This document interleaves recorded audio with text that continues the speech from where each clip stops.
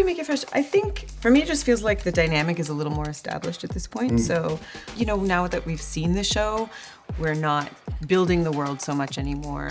I feel like there's a little more room to kind of be playful and have a little more fun in there.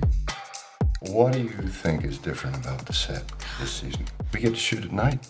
It's true. And so they have us looking sweaty and, covered in takeout and going through file after file, and we've made a meal out of it. We've really literally sometimes, because we have a lot of food now. So that's exciting.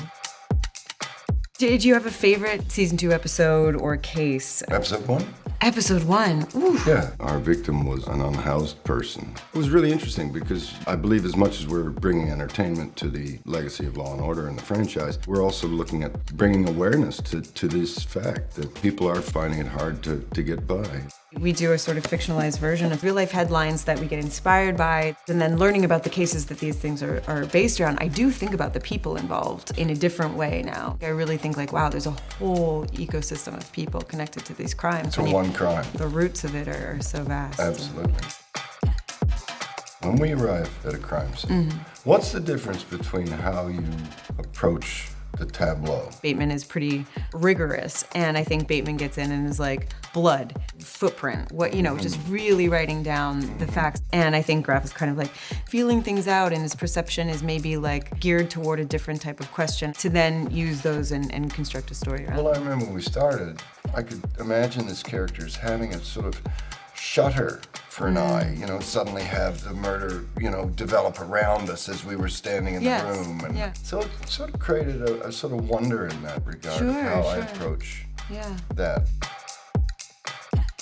When we're interviewing a suspect or when we're just trying to extract information, what do you think Bateman's best talent is in that regard?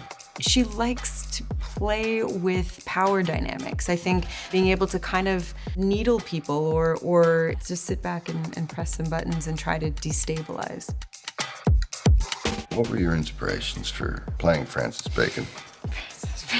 Was starting this, I just went back and watched a bunch of Law & Order, and I've mentioned Jill Hennessy before. She has this femininity, but this weight in her feet that I really loved. And Jerry Orbach, I went back and watched, and I begged and pleaded to be able to eat a hot dog this year. And of course, the goat, Mariska Hargitay. I watch her to kind of just understand that balance of empathy and force. We've learned that Graff is a Swiftie. TSN? What's that? Taylor Swift Nation? What can I say? The woman's a poet. Was it surprising to learn that about Graff? Well, I think they knew that I was a fan. She arrived in my life at a point in which I was playing a very depressing character, and I had no choice but to find a way out of that for my own sanity. And driving along the road one night, I stopped the car literally out of some sort of desperation to ask the universe to help me. I cranked up the radio and it was shaking off. And I took it to work the next day and people were like, why are you listening to Taylor Swift? She sings for 12-year-old girls, I said, no, she doesn't. She sings to the universe.